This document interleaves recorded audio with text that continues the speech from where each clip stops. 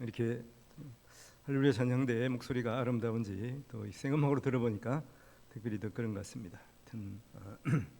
찬양대 위해서 기도 많이 해주시고 또 우리 찬양대가 좀 더 또 부흥하도록 함께 또 많이 기도해 주시기 바랍니다.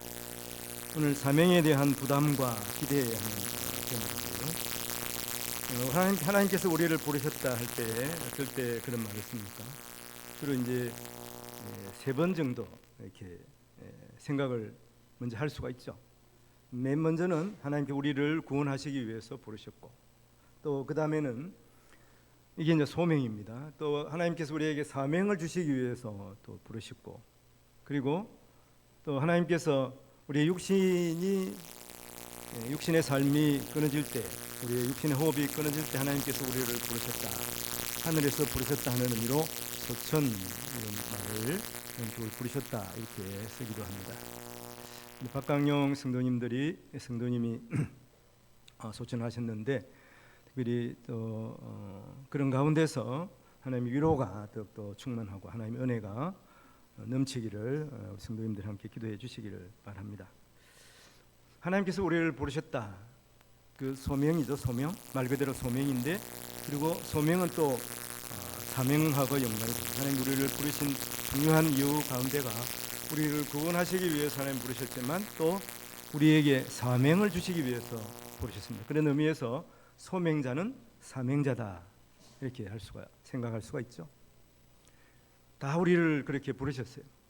하나님께서 나를 부르셔서 사명을 맡기셨다, 일을 맡기셨다 할 때 어떻습니까? 우리는 먼저 부담감을 가질 수가 있지 않겠습니까? 근데 사실 하나님께서 우리가 능력이 대단해서 하나님께서 우리에게 그 일을 맡기시는 게 아니에요. 하나님은 얼마나 능력이 있으시니까 우리에게 일을 맡기시고 사실은 능력을 주시는 것을 믿어야 합니다. 중요한 것은 우리의 충성이죠. 하나님께서 나를 부르시다니 내가 충성되이 하나님께서 나에게 맡겨준 일들을 감당해야 되겠다. 그러면 이런 마음의 다짐이 있어야 되는 것이죠. 사도 바울은 그래서 그런 고백을 합니다. 디모데전서 1장 12절에 보면 나를 능하게 하신 그리스도 예수 우리 주께 내가 감사함은 나를 충성되이 여기어서 내게 직분을 주셨다. 이렇게 말씀합니다. 직분을 맡기셨다는 것이죠. 그럼 우리가 맡은 직분들을 생각해 보십시오. 그런 사람은 별로 없을 거예요. 내가 능력이 대단해서 나에게 이 직분을 주셨다. 그런 사람은 별로 없을 거예요. 혹 있는지 모르겠습니다만 능력이 정말 출중한 사람들은 세상에서는 그럴 수가 있죠. 그렇지만 하나님의 일을 감당하는 데 있어서는 내가 능력이 대단해서 하나님께서 부르셨다. 그런 성령 인물도 그렇게 없어요. 그런 사람. 우리도 마찬가지. 내가 능력이 있어서 하나님께서 나를 부르신 것이 아니라고 하는 것이.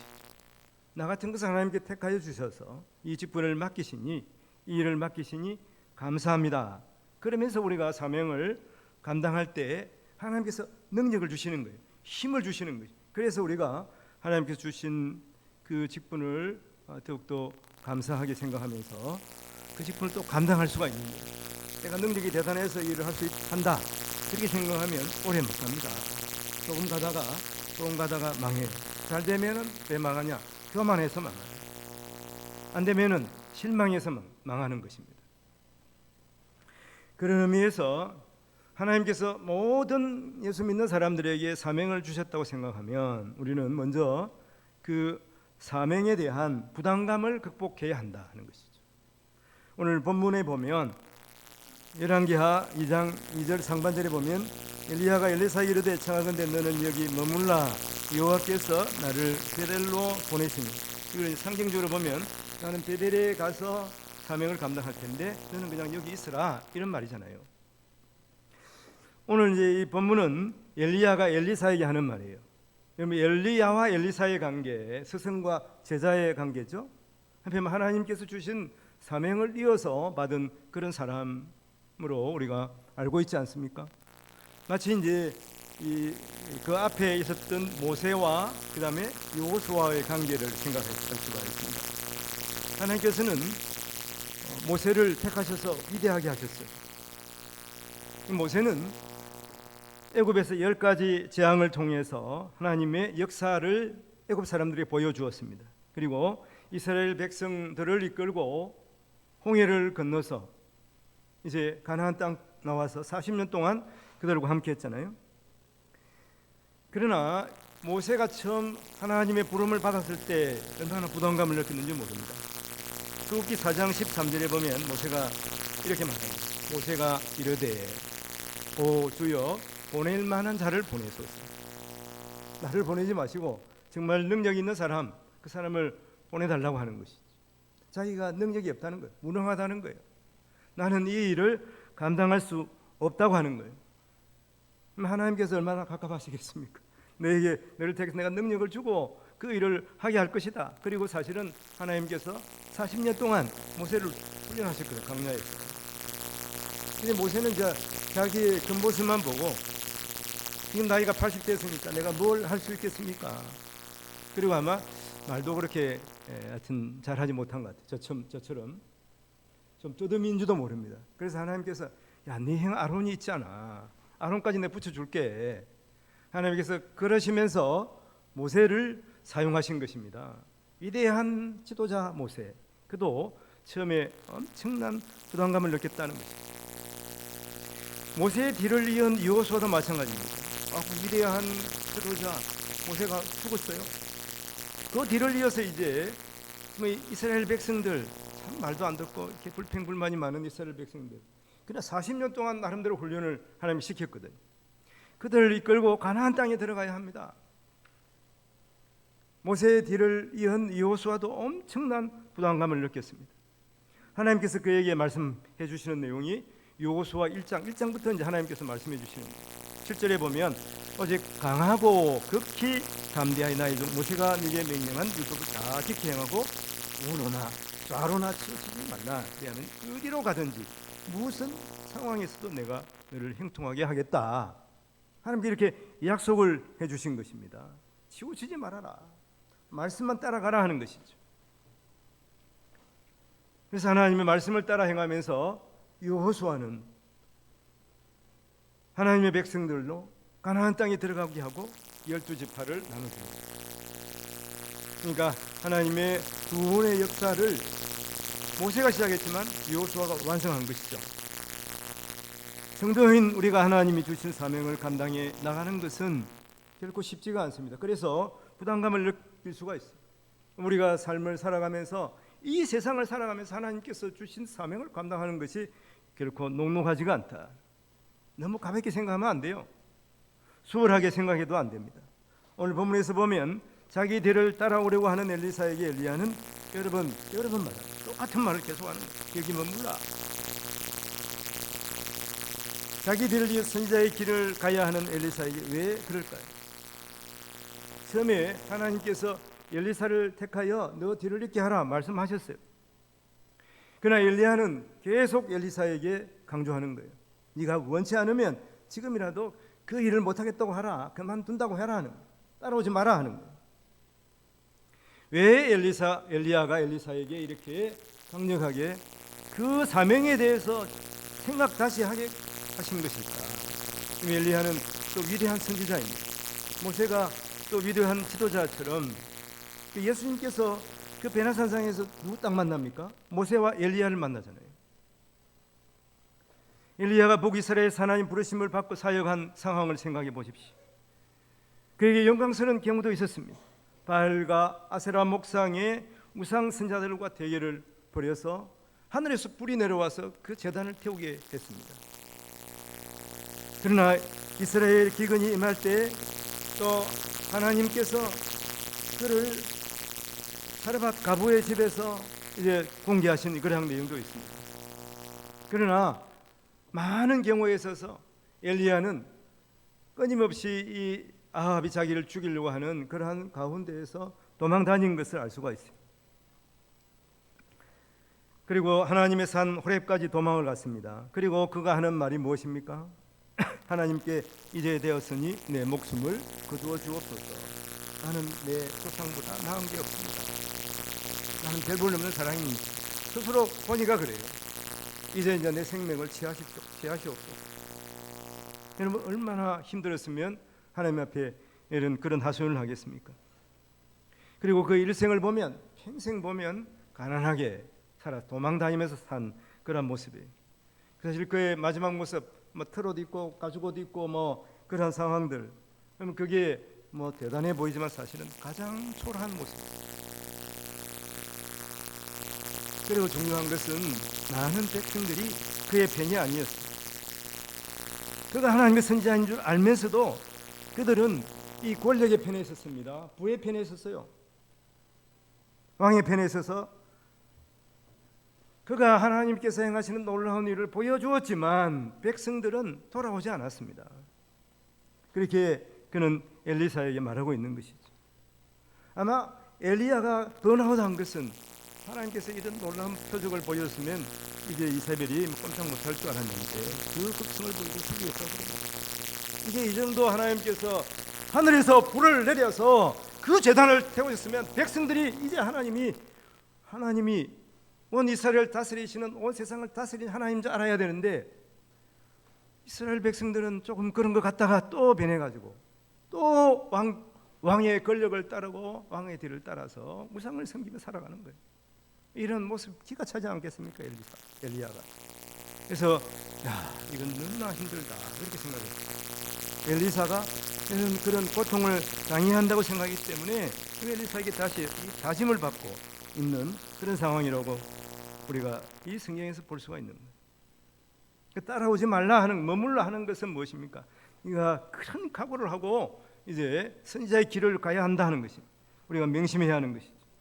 분명한 것은 하나님의 사명을 이루어 가는 길은 결코 여러분 쉽지가 않습니다.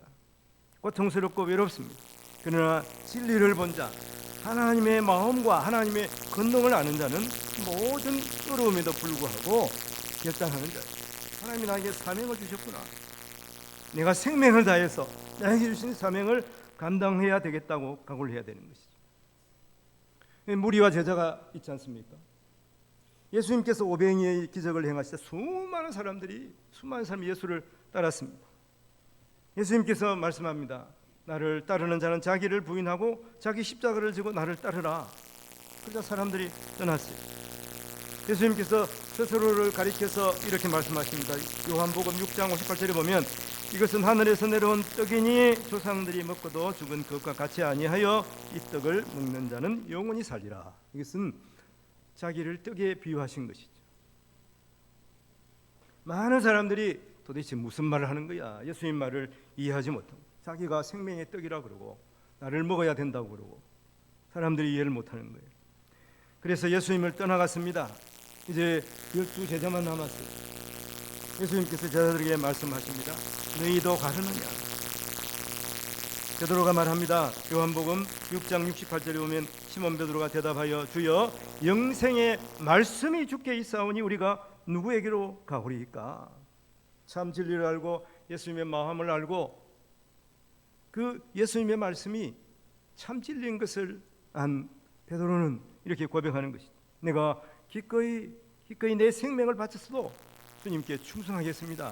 그렇게 고백합니다. 이렇게 고백하고도 나중에 3번이나 예수님을 부인하는 이 베드로의 모습을 우리는 볼 수가 있습니다만, 그러나 우리는 하나님의 부름을 받은 사람, 예수 그리스도가 누구신지 아는 사람들, 나를 위해서 십자가에 죽으신 하나님의 아들이신 것을 아는 온 세상을 창조하시고 말씀으로 창조하시고 또 지금도 우리를 다스리시는 분이 하나님이심을 아는 사람들이에요.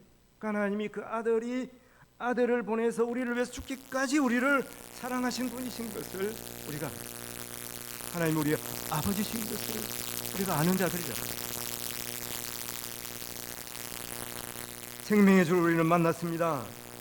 세상에 어떤 것보다 귀한 영생을 주신 분이 바로 예수 그리스도이시죠. 그러므로 예수님 맡기신 사명을 가장 귀한 것으로 알고, 그러면 또 그것 때문에 받는 여러 가지 고통과 어려움도 능히 극복하는 믿음의 사람이 되어야 하는 것이죠. 하나님 우리에게 사명을 주셨습니다. 우리는 이 부담감을 먼저 떨쳐내야 합니다. 두 번째는 그래서 주님께서 우리에게 주신 사명을 끝까지 감당하기로 결심을 해야 됩니다. 오늘 이제 2절 열왕기하 2장 2절 하반절에 보니까 엘리사가 이르되 여호와께 살아계심과 당신의 영혼이 살아있음을 두고 맹세하노니 내가 당신을 떠나지 아니하겠나이다 하는지라. 이 두 사람이 베들로 내려. 이 말씀이 계속 반복이 돼요. 3번이나 반복이 됩니다. 엘리야는 3번이나 여기 머물러 하고 엘리사는 3번이나 내가 당신을 떠나지 않겠나이다 이렇습니다. 길갈에서 베델에서 여리고, 여리고에서 요단까지 거리가 약 한 40-50km 이상 되는 길이에요. 그 엘리야와 함께 엘리사가 걸어가는 것입니다. 엘리사는 엘리야가 요단을 건너 성천하기까지 그 현장에 있었습니다. 그런 의미에서 여기 머물러 하는 것은 마치 기드온의 삼복요사처럼 나머지 사람들을 돌려보내는 것과 비슷한 거예요. 사사기 7장 3절에 보니까 이제 너는 백성의 귀에 외쳐 이르기를 누구든지 두려워 떠는 자는 길라산을 떠나 돌아가라 하는 거예요. 사명을 감당하기 위해서 왔지만 내 마음이 두려움이 있고 그리고 적에 대한 그러한 공포심이 있으면 가라고 하는 거예요. 하나님께서는 숫자로 싸우시는 분이 아니에요. 이렇게 보면 하나님께서는 한 사람을 잘 훈련시켜서 한 사람이 천을 당하고 두 사람이 만을 당하도록 하시는 것입니다. 하나님이 그러실 수 있는 능력이 있으시잖아요. 그런 의미에서 우리는 하나님의 부름받은 주의 용사가 되어야 하는 것입니다. 그래서 300용사로 적을 다 물리칩니다.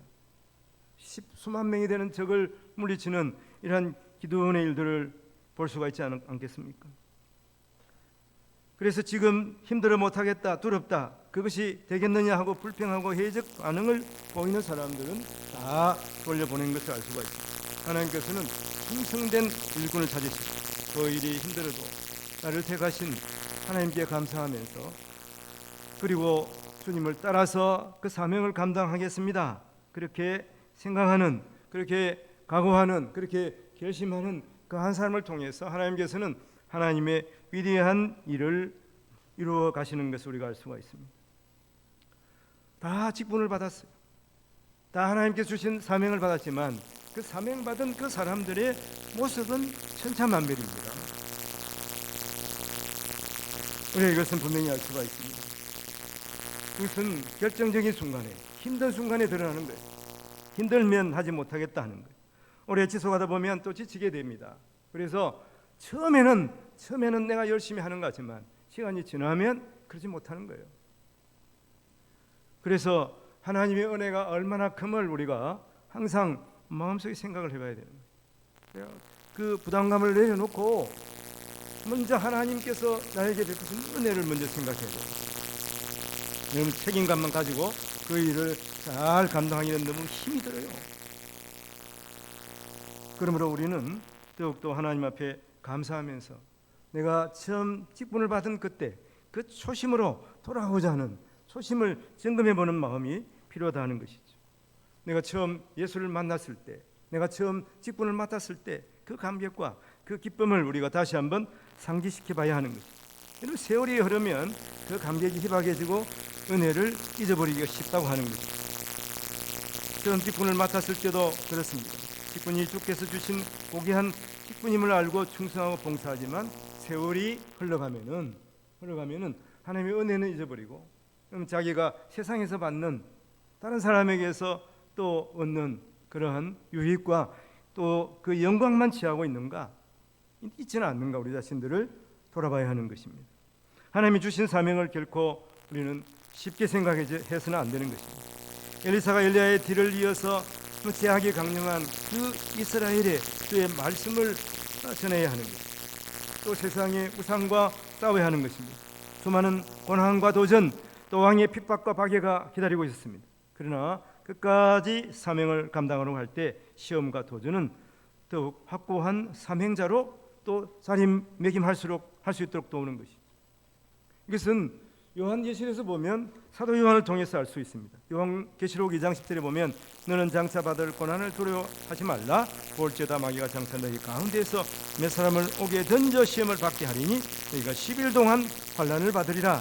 네가 죽도록 충성하라. 그리하면 내가 생명의 관을 내게 주리라. 죽도록 충성하라. 그리고 오늘 본문에서 보면 중요한 것은 10일 동안 환난을 받으리라. 우리가 세상에서 받는 고난이 있긴 하지만 그게 10일의 상징적인 의미를 가지고 있어요. 조금 있으면 10일은 끝나는 것입니다. 10일은 견딜 수가 있는 시간들이에요. 고난은 지나갑니다. 그러므로 죽도록 충성하면서 주께서 준비하시고 우리를 위해서 주님께서 우리 머리에 씌워주고 하신 영광의 면류관을 바라보면서 살아가야 됩니다. 주님을 바라보고 우리가 이 세상에서 어떤 상황에서도 끝까지 승리할 수가 있는 거예요. 주님을 바라보지 않고 그러면 세상의 영광을 바라보고 또 우리 자신을 바라보면 끝까지 충성하기가 너무 힘듭니다. 충성할 수도 없어요. 그러므로 주님을 바라볼 때, 주님 말씀을 기억할 때 우리는 끝까지 충성할 수가 있습니다. 그리고 이 일은 성령의 역사를 또 소망하면서 사모하면서 우리가 사명자의 길을 갈 때 가능한 것입니다. 오늘 2장 9절 말씀에 보면 건너에 엘리야가 엘리사에게 이르되 나를 내게서 데려감을 당하기 전에 내가 내게 어떻게 할지를 구하라. 엘리사가 이르되 당신의 성령이 하시는 역사가 갑절이나 내게 있게 하소서. 이렇게 말합니다. 이 말씀은 엘리야가 엘리사에게 성령 충만하게 또 역사한 것이 아니라 엘리사의 또 간절함이 사모함이 드러나는 것입니다. 엘리야의 뒤를 이어서 엘리사가 그 북이스라엘 사역하는 데 있어서 얼마나 북이스라엘이 제가 강력한 곳입니까? 우상이 많은 곳이. 백성들은 지금 인이 박혔는지 하나님의 백성인데도 불구하고 여전히 지금 우상을 따라 살고 있는 것입니다. 이러한 우상이 많고 또 왕이 우상을 섬기는 이러한 곳에서 우리가 사역하기는 결코 쉽지 않습니다. 그러면 엘리사의 간절한 마음을 이렇게 표현한 것이다 이렇게 볼 수가 있습니다. 이것을 어떻게 감당해요? 내 힘으로 이 왕을 설득해서 그 일을 할 수 있겠습니까? 할 수 없어요. 성령의 능력이 아니고는 그 일을 감당할 수 없다고 하는 것이죠. 그는 엘리야의 여러 가지 상황들을 보았습니다. 내가 얼마나 힘들게 사역했는지를 보았기 때문에 하나님께서 더 강력하게 나에게 역사해 주셔야 되겠습니다. 이렇게 지금 그렇게 말하고 있는 것입니다. 여러분, 성령 충만한 역사는 하나님의 섭리입니다. 엘리야가 위대한 선지자이긴 하지만은 그러나 엘리야가 엘리사에게 갑절의 은사를 줄 수는 없어요. 그것은 오직 하나님의 소관이잖아요. 오늘 10절에 보니 이르되 네가 어려운 일을 구하는도다. 그러나 나를 내게서 데려가시는 것을 네가 보면 이 일이 내게 이루어지려니 그렇지 아니하면 이루어지지 아니하여. 이게 내가 할 수 있는 일이 아니다 하는 거죠. 하나님이 하시는 일이다 하는 거죠. 에베소서 5장 18절은 아주 중요한 말씀. 술 취하지 말라. 오늘 이제 본문에 안 적었습니다만은 술 취하는 방탕한 것이니 너는 성령 충만을 받으라. 이렇게 사도 바울이 지금 말하고 있어요. 여기서 이제 성령 충만을 받으라. 옛날 우리 이제 부원 강사들 보면 이제 목소리 톤을 맞춰서 성령 받으라 막 이렇게 말하고 그러지 않았습니까? 근데 사실은 성령 하나님이잖아요. 성령 하나님은 인격체고 하나님이시잖아요. 우리가 성령을 임의로 부정할 수가 없어요. 그게 뭐냐? 성령 하나님을 구할 때는 겸손하게 사모함으로 구해야 돼요. 그 말 자체도 보면 성령 충만을 받으라 하는 것이 정확한 의미는 성령 하나님으로 말미암아 충만하게 되어라 하는 말이에요. 그러니까 충만하게 된다는 것이 우리 마음에 성령 하나님으로 가득 찬다는 말이잖아요. 그러니까 성령의 지배를 온전히 받는 거예요. 이것이 성령 충만의 분명한 의미라고 하는 거예요. 성령 하나님이 내 안에서 충만하게 하셔서 내가 성령 하나님이 지시하는 대로, 성령 하나님이 가라는 대로, 성령 하나님이 역사하는 대로 하겠습니다. 이것이 성령 충만이에요. 엘리사는 이것을 구한 것입니다. 그래서 오늘 본문 14절에 보면 엘리야의 몸에 떨어진 그의 겉옷을 가지고 물을 치며 이르되 엘리야의 하나님 여호와는 어디에 계시니까 하고 겉옷 물을 치며 물이 이리저리 갈라지고 엘리사가 듣느니라. 그 엘리야의 길을 이은 엘리사도 성령 충만하게 됩니다. 하나님 맡겨주신 사명을 감당할 수 있는 능력을 하나님께서 그에게 주신 것입니다. 데이빗 리빙스턴은 아프리카 선교의 개척자입니다. 그는 성령 충만하여 그에게 주신 이 귀한 사역을 감당할 수 있었다고 그는 고백합니다. 그를 통해서 아프리카의 선교의 문이 열렸습니다. 30년의 선교의 대장정으로 아프리카 대륙을 횡단하며 오즈의 운명을 또 하나님의 복음을 전했습니다. 그는 얼마나 힘들었는지 모릅니다. 맹수와 또 환경과 주변의 위험과 질병 앞에 늘 노출이 되어 있어요. 그래서 영국에 있는 그의 친구들이 우리가 직접 가지는 못하지만 하여튼 그렇게 가서 선교하고자 하는 많은 젊은이들을 내가 붙여주고 싶다. 어떻게 가면 되느냐? 어떻게 길이 있느냐? 물어보는 거. 그러니까 리빙스턴이 길이 있다고 여기는 길이 없어. 길을 우리가 찾아서 하나님이 우리에게 주시는 그 길을 찾아서 우리가 나가야 되는 거야. 그러면서 그렇게 말합니다. 이곳에 오는 길이 있어야만 오겠다는 사람들이라면 나는 사양하겠네. 이곳에 진정 필요한 사람은 길이 없어도 하나님을 의지하고 이곳을 찾아오겠다는 그 사람일세 이랬습니다. 그러면 길이 없는 길을 개척한 사람 리빙스턴이 길이 없는 길을 개척 얼마나 힘들겠습니까? 그런 가운데서 한 분은 사자에게 물렸습니다. 사람들은 이제 리빙스턴도 끝났구나. 사자에게 물렸으니 죽겠네. 근데 건강해져 가지고 나타났어요. 그러면서 영원토록 해야 될 유명한 말을 리빙스턴이 남깁니다. 그것은 사명자는 그 사명을 이루기까지 죽지 않는다. 사명자는 그 사명을 이루기까지 죽지 않는다. 이러한 믿음을 가지고 그가 그에게 주어진 사역을 감당할 때 하나님께서 그에게 은혜와 능력을 주셨습니다. 주신 사명을 다 마칠 때까지 이 정글 탐정을 계속할 수가 있었다고 하는 것입니다. 사도 바울은 다음과 같이 진기한 고백을 합니다. 한번 귀를 기울여 보시기 바랍니다. 사도행전 2장 24절에 내가 달려갈 길과 주 예수께 맡은 사명 곧 하나님의 은혜의 복음을 증언하는 일을 마치려 하면은 나의 생명보다 조금 내 생명조차 조금도 귀한 것으로 여기지 아니하노라. 그러면 새로운 길은 힘들지만은 세상은 복과 은혜가 주어지는 길이 하나님이 함께 하시기 때문에 그 길을 아브라함이 걸었습니다. 그 길을 모세와 여호수아가 걸었습니다. 그리고 엘리야와 엘리사가 걸었으며 사도 바울이 걸었고 리빙스턴이 그 길을 갔습니다. 지금 우리는 어느 때보다 힘든 시대를 살아가고 있습니다. 그러나 이 시대에 하나님께서 우리에게 주신 사명이 있습니다. 믿음의 길이에요. 믿음으로 나아갈 때 그 사명자의 길을 우리는 갈 수가 있는 것입니다. 그 길을 감사하면서 찬송하면서 하나님의 영광을 돌리면서 나아가는 성도들이 되시기를 바랍니다. 여러분, 하나님께서 분명한 우리에게 사명을 주셨습니다. 우리는 그 사명 앞에 어떻게 반응하고 있습니까? 걱정되고 근심되는 부분이 분명히 있습니다. 그러나 이런 부담감을 떨쳐내야 되는 것이죠. 이사야는 이렇게 말합니다. 주여 내가 여기 있나이다. 나를 써주소서. 오늘 말씀을 정리해보면 어떻습니까? 내 부족함에 하나님께서 우리를 부르셨습니다. 하나님께서 우리에게 사명을 주셨습니다. 부담감을 떨쳐내시길 바랍니다. 왜 그렇습니까? 하나님이 능력이 있으시기 때문에 그래요. 그리고 사명을 붙잡고 하나님 앞에 충성하기로 다짐하시는 성도들이 되기를 바랍니다. 성령의 역사를 갑절이나 주시옵소서.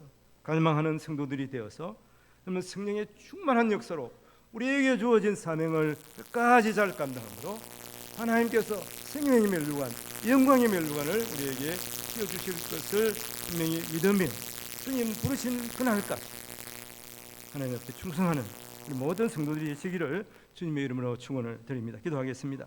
사랑의 하나님 아버지, 우리를 구원하여 자녀 삼으시고 사명을 주심을 감사합니다. 아버지 하나님, 우리는 부족하고 연약하지만 주님 주신 사명에 동참하게 하심을 영광으로 알고 하나님 우리의 연약함 또 우리의 주위의 여러 가지 열악함 그런 부담감을 떨쳐버리게 하여 주시옵소서. 하나님 사명을 맡은 자로서 충성하게 하시며 하나님께서 성령으로 충만하게 하심으로 나에게 맡겨준 그 사명을 능히 감당하며 하나님께서 하나님 되심을 온 세상에 드러내는 사명자가 되게 하여 주시옵소서. 감사와 고리를 주에서 구원하신 예수님 이름으로 기도합니다. 아멘. 우리